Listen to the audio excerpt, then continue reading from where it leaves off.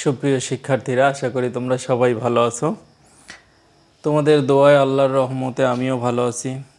আজকে এই অনলাইন ক্লাসের অংশ হিসাবে আজকে তোমাদের যে ক্লাসটা নেব সে ক্লাসটা মহা গুরুত্বপূর্ণ ক্লাস।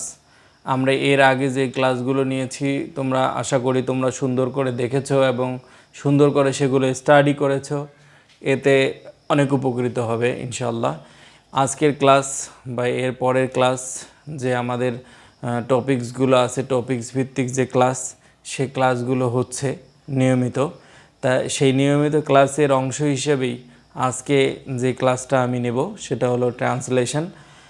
আমরা টেন্স পড়েছি, টেন্স থেকে আমরা ট্রান্সলেশনগুলো পড়ব। আশা করি তোমরা একটু ভালো করে বুঝবে। প্রথমে আমরা টেন্সের যে ওভারভিউগুলো বা টেন্সের যে সংজ্ঞাগুলো সেগুলো বাংলা থেকে ইংলিশ থেকে সুন্দর করে পড়ব। আজকের ক্লাসে মেইনলি টেন্স থেকেই শুরু করব। আমরা যদি টেন্সকে ধরি তাহলে আমরা বলতে হয় যে টেন্স আসলেই ইংলিশের প্রাণ, তাই না? টেন্স না জানলে আসলে কোনো কিছু হয় না। দেখবে তোমরা যদি বড়দেরকে জিজ্ঞাসা করো, যে কাউকে জিজ্ঞাসা করো, তাহলে দেখবে সবাই বলবে যে তুমি আগে টেন্স শিখে নাও, তারপরে ইংলিশ শিখে যাবে। টেন্স কিন্তু একদিনের নয়। তুমি আসলে আজকে 3-তে পড়ো, আজকে তুমি 4-এ পড়ো, আজকে 5-এ পড়ো, এতে তুমি যে টেন্স সম্পূর্ণ শিখে ফেলবে তাও কোনো কথা নয়। কিন্তু তোমাকে তো টেন্সের ধারণা পেতে হবে। আজকে যে ধারণাটা পারবে সে ধারণাটা আসলে মনের মধ্যে গেঁথে যাবে। আস্তে আস্তে আস্তে আস্তে টেন্সের তুমি গভীরে ঢুকে সব জানতে পারবে। কিন্তু তোমাকে আস্তে আস্তে প্রাথমিক ধারণা থেকে যেতে হবে। তুমি যদি আস্তে আস্তে প্রাথমিক ধারণা না থেকে গভীর ধারণায় ঢুকে যাও তাহলে আসলে মাথার মধ্যে টেন্স কিছুই খেলবে না। তাহলে আমাদের শেখার কোনো সার্থকতা আসবে না। তাহলে প্রথমত যে কথাগুলো সেগুলো, যেমন আমি তোমাদেরকে ক্লাসে প্রথমে টেন্সের নাম শোনাই, অর্থাৎ টেন্স দিয়ে তারপর প্রথমে টেন্সের উদাহরণ পড়াই, যে একটা একটা করে টেন্সের উদাহরণ আমরা শিখি। তারপর উদাহরণ থেকে আমরা কি করি, গঠন শিখি। গঠন থেকে অক্সিলারি ভার্বগুলোর ব্যবহার শিখি।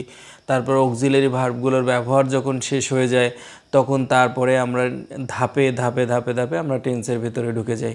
কিন্তু মেইন কথা হচ্ছে, আমি যদি একবারে তোমাদের টেন্সের গঠনটা দিয়ে দিই তাহলে কিন্তু মাথায় আসলে ঢুকবে না। এই জন্য আমার যে প্রসেস, আমার যে মানে ডেলিভারি সিস্টেমটা, সেটা হলো প্রথমে উদাহরণ শিখব, প্রথমে টেন্সের নাম শিখব, তারপর উদাহরণ শিখব, তারপরে গঠন শিখব, তারপরে আস্তে আস্তে আমি বাংলায় চলে যাব, মানে বাংলা থেকে ইংলিশ করার সিস্টেমটা জানবো। ঠিক আছে? বড় কথা হচ্ছে, এগুলো তো ক্লাসের কথা হলো, কিন্তু প্রথমে আগে পড়াশোনার খোঁজখবরটা একটু নেওয়া দরকার। কেমন পড়াশোনা করছো জানি না, কারণ অনলাইনে তো আসলে সব কিছু ফিডব্যাক পাওয়া সম্ভব না। আমি তোমাদের ক্লাসে, যেমন গত এক ক্লাসে আমি অনলাইন এক্সামের দিয়েছিলাম আইডেন্টিফাই পার্টস অফ স্পিচ, কোনো সাড়া পাইনি তেমন। 2-1 পাঠাও, আর ম্যাক্সিমামরাই পাঠাও না। জানি না তোমরা ক্লাস দেখো কি না, সেটাও জানি না। কিন্তু মেইন কথা হচ্ছে, তোমরা এই যে কষ্ট করে, এই যে মনে করো যে কষ্ট করে একটা ক্লাস ভিডিও করে তোমাদেরকে পাঠানো হচ্ছে, সেটা যদি তোমরাই না দেখো তাহলে কি কোনো সার্থকতা হয়? তোমরা বলো। আমি একটা ভিডিও করলাম ক্লাস, যে ক্লাসটা সরাসরি নিতাম, যে মজা ছিল ক্লাসটা নেওয়াতে, এখন একটা ক্যামেরার সামনে সেই ক্লাসটা নিয়ে কি কোনো মজা আছে? কোনো মজা নেই, বিরক্তিকর একটা ক্লাস। কিন্তু তবুও আমাদেরকে নিতে হচ্ছে, কারণ তোমাদেরকে শেখাতে হবে। না শিখলে পরের ক্লাসে উঠে মহাবিপদ। সরকার অটো পাস করে দিল, এতে কোনো সমস্যা না। সমস্যা হচ্ছে, আমি আজ 3-তে কোনো বই পড়লাম না, কালকে 4-এ ভর্তি হলাম বা 4-এ উঠলাম, তাহলে কি 4-এ আমি সব কিছু পারবো? আমার মনে হয় না। তো যদি এরকমই সিস্টেম থাকতো তাহলে একটা বাচ্চা 1-এ ভর্তি হতো না, ডিরেক্ট 5-এ ভর্তি হয়ে যেত। একটা বাচ্চা 1-এ ভর্তি হয়ে 1, 2, 3, 4, 5 এভাবে আসতো না। 1-এ পড়ার পরে 4-এ ভর্তি হতো, তারপর 6-এ ভর্তি চলে যেত। এরকম সিস্টেম থাকতো। কিন্তু এইটা নয়। আসলে প্রত্যেকটা ধাপে ধাপে পড়াশোনার গভীরতাটা বেড়ে যায়। তুমি গ্রামার বা ইয়াতেই চিন্তা করো না কেন, যে আজকে 3-তে আমি যে টেন্সের নাম শুনছি, কাল অনার্স ডিগ্রি লেভেলে গিয়েও এই টেন্সেরই নাম শুনবো। তাহলে টেন্সের কি বানান পাল্টে গেছে নাকি? টেন্সের কি বানান পাল্টে যাবে? টেন্সের কি গঠন পাল্টে যাবে? টেন্সের কি কোনো কিছু পাল্টে যাবে? কিছুই পাল্টিবে না। কিন্তু এই যে ধীরে ধীরে ধীরে ধীরে আমাকে টেন্স জানার যে গভীরতাটা বাড়বে, এটা কি যদি ডিগ্রি লেভেলে যে টেন্স শেখানো হয় সেই টেন্স যদি আমি ক্লাস 3তে পড়াই তাহলে কি সম্ভব? তোমরা বলো যে সম্ভব। সম্ভব না। ঠিক সেরকম ক্লাস 3 না পড়ে ক্লাস 4-এ ওঠা, ক্লাস 4 না পড়ে ক্লাস 5-এ ওঠাও সম্ভব না। তাই অনুরোধ করে বলছি, যে বইগুলো আছে বিশেষ করে অঙ্ক এবং ইংলিশের যে বইগুলো আছে, যে টপিকসগুলো আছে, সবগুলো টপিকস সুন্দর করে ক্লিন করবে। কারণ আমি মনে করি কেউ যদি পিএসসি মানে 5-এর পরীক্ষায় ভালো করতে চায় তাহলে ইংরেজি 3 থেকে ভালো করতে হবে। 3 থেকে যে সিস্টেমে পড়া হয় 4-এ গিয়ে সম্পূর্ণ শেখানো হয়, 5-এ গিয়ে তারই রিভিশন করা হয়। অর্থাৎ 3, 4 এবং 5 সেম প্যাটার্ন কোশ্চেনে পরীক্ষাগুলো হয়। তাই সর্বোচ্চ অনুরোধ করে তোমাদেরকে বলছি, তোমরা ইংলিশ ক্লাসগুলো সুন্দর করে দেখবে, পড়বে, নোট করবে, যতটুকু পড়াই ততটুকু একটু বই দেখে সুন্দর করে বলবে। যেমন গতদিন আমি তোমাদেরকে এক্সামটা দিলাম, দুঃখের বিষয় যে তোমরা এক্সামের কোনো ফিডব্যাক আমাকে দাও না। এটা কি ঠিক? বলো। হোক, সমস্যা না, তোমরা ভালো করে পড়বে এটাই আশা করি, সমস্যা নেই। তোমরা সবগুলো সুন্দর করে টপিকস করে নোট করবে। হ্যাঁ, ওকে। তোমরা যদি কোনো প্রবলেম হয় তোমাদের ক্লাস কোঅর্ডিনেটর বা তোমাদের ক্লাস টিচারকে জানাবে, তাহলে সলিউশন দিয়ে দিবে। ওকে। তোমরা অন্যান্য সামাজিক যোগাযোগ মাধ্যম বা অন্যান্য গেম, অনলাইন গেমিং বা অফলাইন গেমিং এই সিস্টেমগুলো থেকে দূরে থাকবে। যতটুকু সময় ক্লাস করা দরকার ততটুকু সময় ক্লাস করবে এবং অন্যান্য সময় পড়াশোনা করবে, সহপাঠীর সাথে খেলাধুলা করবে, বাবা মার সাথে সময় দিবে। এভাবেই সময়টা যাবে আসলে। তাহলে আসি আজকে পড়াশোনার ইয়াতে, ট্রান্সলেশনের মেইন উদ্দেশ্য হচ্ছে টেন্স। তাহলে আমরা টেন্সটাকে দেখব কীরকম করে আমরা টেন্স শিখব। ওকে, টেন্সটা দেখি। হ্যাঁ, টেন্স সবাই জানো যে টেন্স হচ্ছে, এর আগেও যে ওভারভিউটা দিয়েছিলাম সেটা থেকে আমরা পড়ব। হ্যাঁ, আমার রুমে আসলে একটু লাইটের স্বল্পতার কারণে তোমাদের এখানে মানে ভিডিওটা একটু কালো আসতে পারে, সমস্যা নেই, বোর্ডটা ক্লিন দেখা যাবে। হ্যাঁ, আমাকে দেখার কোনো দরকার নেই। ওকে, দেখি একটু টেন্স। আমরা ট্রান্সলেশনের ভিত্তিতে টেন্সকে দেখব আজকে। ওকে, টেন্স আমরা জানি টেন্স হলো সময়, তাই না? কিসের সময়? ভার্বের সময়। ভার্ব আছে একটা। হ্যাঁ, ভার্ব কখন কোথায় কিভাবে হচ্ছে সেটাকেই বোঝায়। ভার্বের সময় বর্তমান যদি হয়, হ্যাঁ, ভার্বের সময় যদি বর্তমানকে বোঝায়, ভার্বের সময় অতীতকে বোঝায়, ভার্বের সময় ভবিষ্যৎকে বোঝায়। ওকে, ভার্বের সময় যখন প্রেজেন্ট সময়কে বোঝায় মানে বর্তমান সময়কে বোঝায় তখন সেটা আমরা জানি প্রেজেন্ট টেন্স, তাই না? প্রেজেন্ট মানেই বর্তমান। আর যখন অতীত সময়কে বোঝায় তখনই হচ্ছে পাস্ট টেন্স। আর যখন ফিউচার টেন্স মানে ভবিষ্যৎকে বোঝায় তখন ফিউচার টেন্স। ওকে, এরকম 3টা টেন্স আমরা শিখি। অর্থাৎ ভার্বের কাজ যখন বর্তমান সময়কে নির্দেশ করে তখন সেটা প্রেজেন্ট। ভার্বের কাজ যখন মানে ভার্বের যে কাজটা থাকে সেটা যদি অতীত সময়কে নির্দেশ করে তখন সেটা কি? Past tense. এবং ভার্বের কাজ যখন ভবিষ্যৎ সময়কে নির্দেশ করে তখন ফিউচার টেন্স। এই 3টা টেন্স, ঠিক আছে? অর্থাৎ ভার্বের চিন্তাভাবনায় এগুলো তৈরি, ঠিক আছে?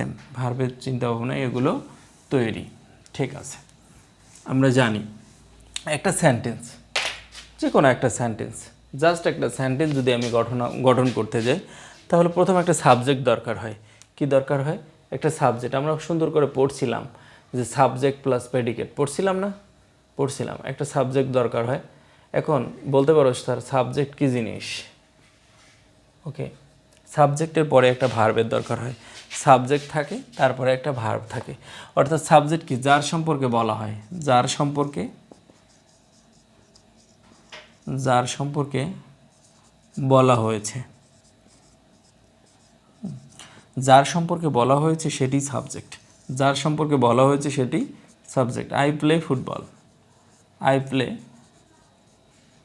ফুটবল, আমি ফুটবল খেলি। কার সম্পর্কে বলা হয়েছে? ফুটবলের সম্পর্কে নাকি আইয়ের সম্পর্কে? বলো দেখি কোনটার সম্পর্কে বলা হয়েছে? আমি ফুটবল খেলি, আমার সম্পর্কে বলা হয়েছে, তার মানে এটা কি, আইটা হলো সাবজেক্ট, আই কি সাবজেক্ট। ওকে, এখানে কাজ করা বুঝাইছে এটা দিয়ে প্লে দ্বারা, এটাই হচ্ছে ভার্ব। হ্যাঁ, এটা হলো কি ভার্ব। ওকে, তাহলে একটা জিনিস এখানে আমরা লক্ষ্য করি, সেটা হলো কি, দেখো যে সাবজেক্ট এরপরে আমি ভার্ব লিখছি, সাবজেক্টের পরে ভার্ব, সব সময় সাবজেক্টের পরে ভার্বের অবস্থান, সাবজেক্টের পরেই ভার্বের অবস্থান। মনে করিও না যে সাবজেক্টের পরে অন্য কিছুর অবস্থান, সাবজেক্টের পরে অল টাইম ভার্বের অবস্থান। যে কোনো কিছুতে তুমি যে কোনো ট্রান্সলেশন করতে যাও, যে কোনো কিছু যাও, তুমি আগে সাবজেক্ট দেখবে, তারপরে দেখবে ভার্ব কী আছে, সাবজেক্টের পরে তোমাকে ভার্ব আইডেন্টিফাই করে সাবজেক্ট আগে বসাই দিবে, তারপরে ভার্ব বসাই দিবে।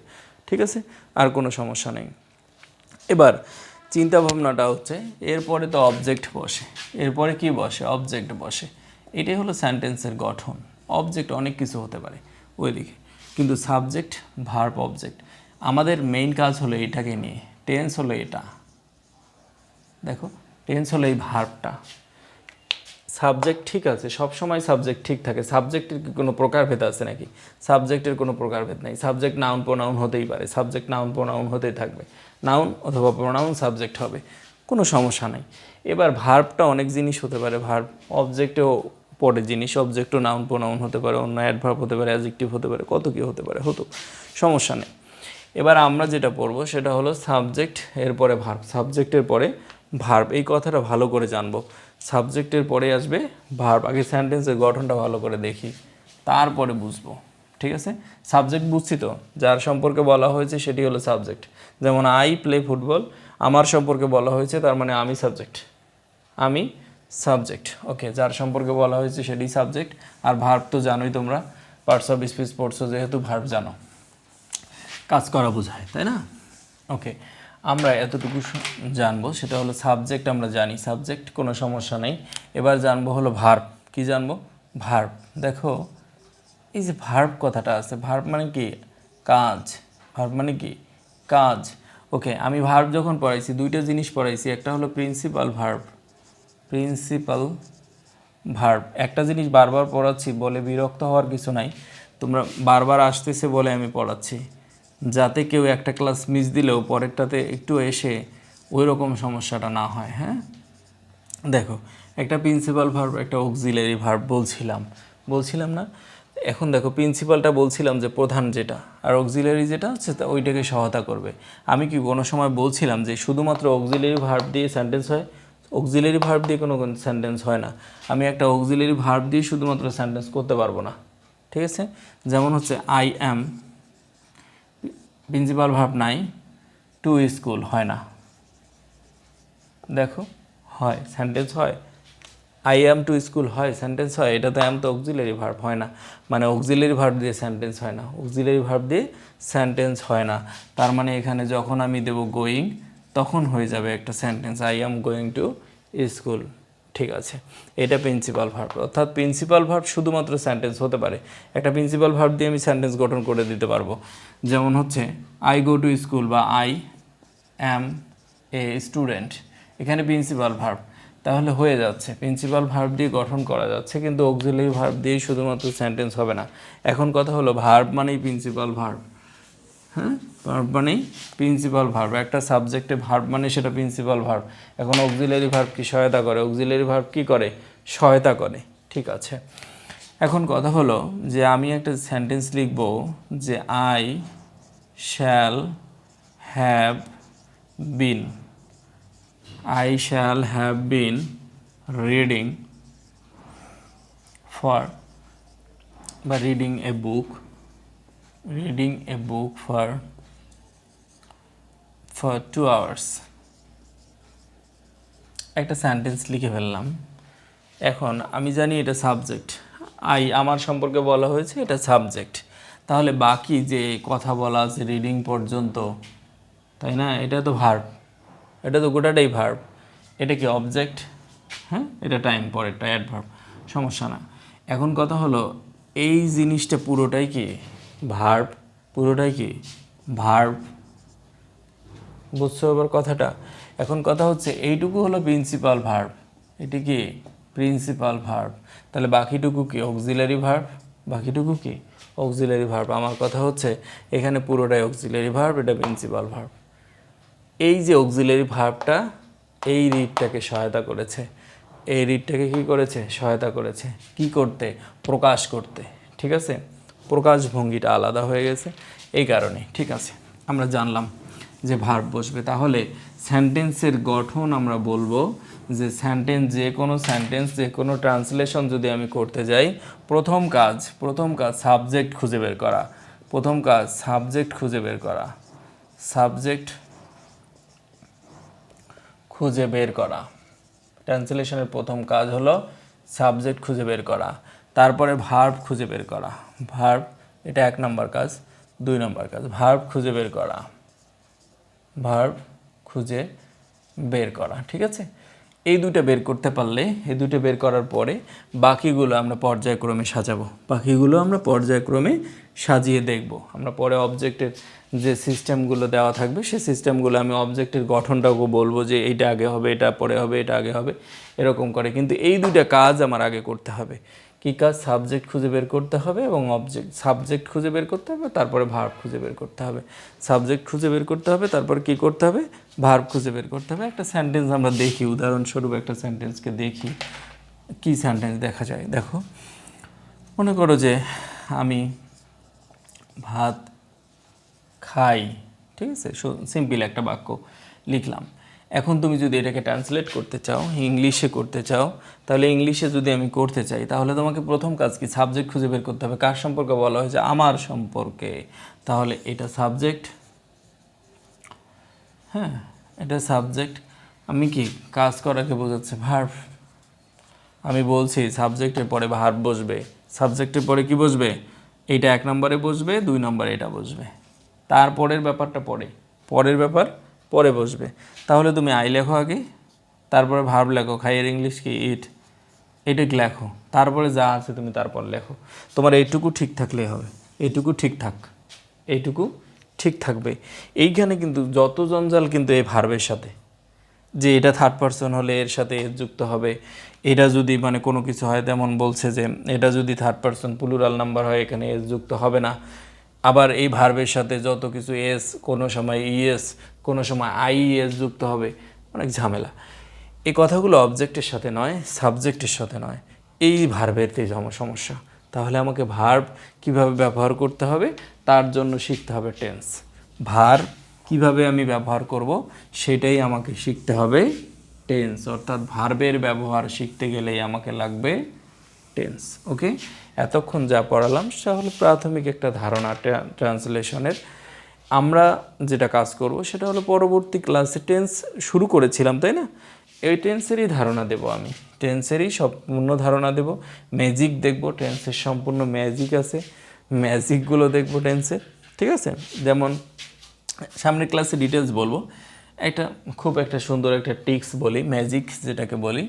আমি সব স্টুডেন্টকেই এটা শেখাই, ভালো লাগে, সবাই বলে ভালো। আমরা অঙ্কে শিখি লম্ব, শিখি না? লম্ব, লম্ব মানে উচ্চতা বলি না, ভূমি লম্ব শিখি আমরা, লম্ব শিখি। ঠিক আছে, তোমরা জানবে সবাই লম্ব। এইটাকে একটা সুন্দরভাবে আমি বলি যে হচ্ছে, যদি ল এবং ম থাকে কোনো ক্রিয়ার শেষে, যদি ল আর ম থাকে, তাহলে সেটা হয় পাস্ট টেন্স। কি হয়? Past tense. সুন্দর লাগে আমাকে এটা, তার জন্য আমি শিখাই। আমি কোনো নতুন জিনিস যদি শিখি কোনো দিন, ধরো যে আমি একটা নতুন জিনিস শিখেছি, শেখার কোনো আসলে শেষ নাই। আমি আজ ইউটিউবে ধরো যে একটা নতুন জিনিস শিখলাম কোনো কিছু নিয়ে, আমি সেটা আসলে শেখাইতে খুব ভালোবাসি, যে না এটা আমাকে ভালো লাগছে, আমি স্টুডেন্টকে শিখাই দিই। আমার ক্লাসগুলো যেদিন দেখছো তোমরা, যারা যারা ক্লাস করছো, ক্লাসে আমি সব সময় বেশি জোর দেই ওয়ার্ড মিনিংয়ের প্রতি, যে ওয়ার্ড মিনিং বেশি করে জানবে। আর দ্বিতীয়ত জোর দেই গ্রামারের প্রতি।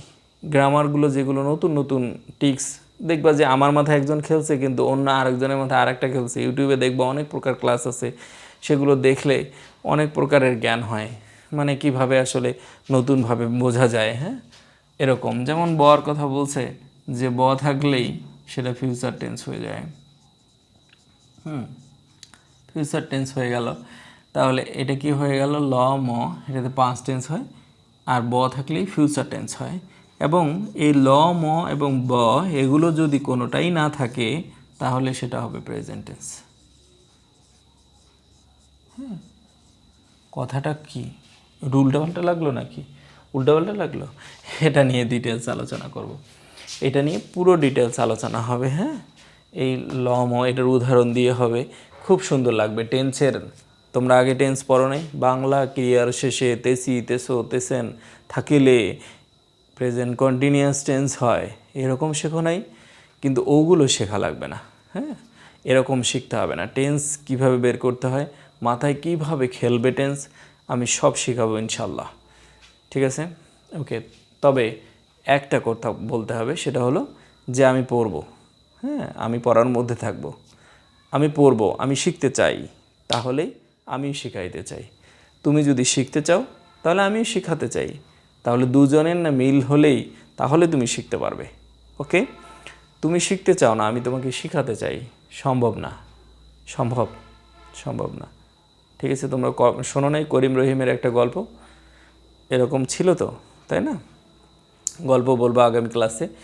সুন্দর থাকবে, ভালো থাকবে, এবং সর্বোপরি আমি একটা কথাই বলি, মোবাইলে অফলাইন অথবা অনলাইন কোনো প্রকার গেম খেলবে না। গেম খেলা আসলেই পাপ। হ্যাঁ, গেম খেলা আসলেই পাপ, খেলবে না। পিতামাতার সাথে ভালো ব্যবহার করবে সব সময়, খারাপ ব্যবহার করবে না, যাতে পিতামাতা কষ্ট পায় এরকম কোনো ব্যবহার তোমরা করবে না। আর পিতামাতাকে সবসময় কথার মূল্য দিবে, সম্মান করবে, যেমন তোমরা টিচারকে সম্মান করো, তাদের কথারও মূল্য দিবে। তারাই প্রথম শিক্ষক তোমাদের, তারপরে আমরা। ঠিক আছে? তবে বাসায় সুন্দর থাকবে, ভালো থাকবে, স্বাস্থ্যবিধি মেনে চলবে, যাতে অসুস্থ না হও। বর্তমান প্রচণ্ড গরম, এই গরমে হুট করে অসুস্থ হয়ে যেতে পারো, তাই সাবধান থাকবে। দোয়া করি সবাই সুস্থ থাকবে, আমার জন্য সবাই দোয়া করবে, আমি যাতে তোমাদের ক্লাসগুলো সুন্দর করে নিতে পারি। ওকে, ভালো থাকো, সুন্দর থাকো, সুস্থ থাকো, আমার জন্য দোয়া করো। ফি আমানিল্লাহ। আসসালামু আলাইকুম।